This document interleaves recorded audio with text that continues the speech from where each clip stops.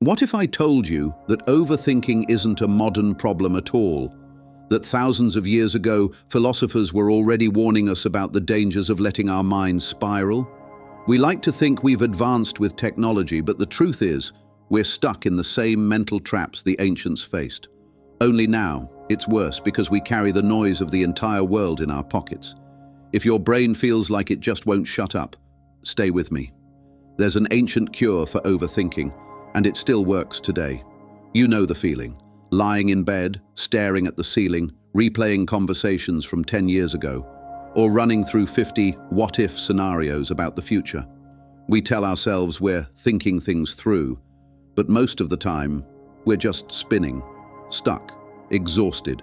Psychologists today call it rumination, anxiety, paralysis by analysis. But Marcus Aurelius, yes, the Roman emperor from almost 2,000 years ago, called it something simpler, a waste of life. The Stoics had a clear view on this.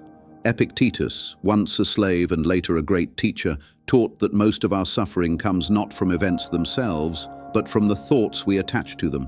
He said, men are disturbed not by things, but by the views which they take of them.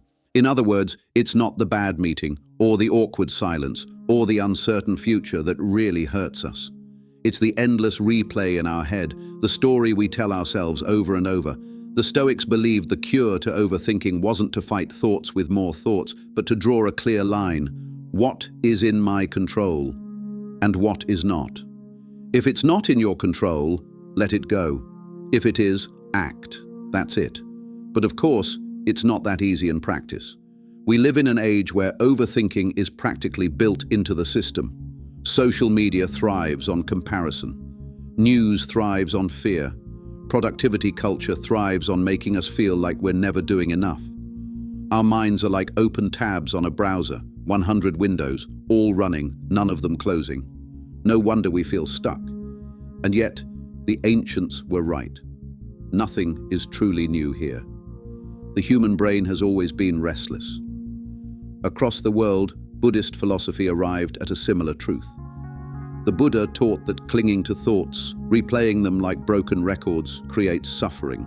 Meditation was not about emptying the mind, but about observing it, watching thoughts pass like clouds instead of grabbing onto each one. That's powerful, because when you realize you are not your thoughts, you stop giving them total control. So what's the cure? It's not a quick hack, it's a discipline. Here are 3 timeless methods. First, the Stoic question. Ask, is this in my control? If yes, act. If no, release it. This single filter cuts 90% of mental noise. Second, the Buddhist pause. Instead of fighting the thought, watch it, label it. That's worry, that's regret, that's fear. The act of naming creates distance. Third, the daily reflection. Marcus Aurelius kept a journal, not to record events, but to tame his mind. Write down the storm, and suddenly it loses power. Think about it. How many hours have you lost replaying a conversation where you said the wrong thing? The Stoic answer, if you can apologize, do it. If not, it's gone. Release it. How many nights have you wasted imagining worst-case scenarios? The Buddhist answer, notice its fear. Label it. Let it drift.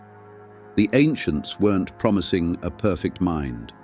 They were promising freedom from being ruled by it. Overthinking steals your time, your energy, and your peace. But you don't have to be its prisoner. The Stoics, the Buddhists, the great thinkers of the past, they left us tools. Not just to think less, but to think better. So the next time your brain starts spinning, remember, you're not broken. You're just human. And humans have been dealing with this forever. The cure is ancient. The choice to use it is yours.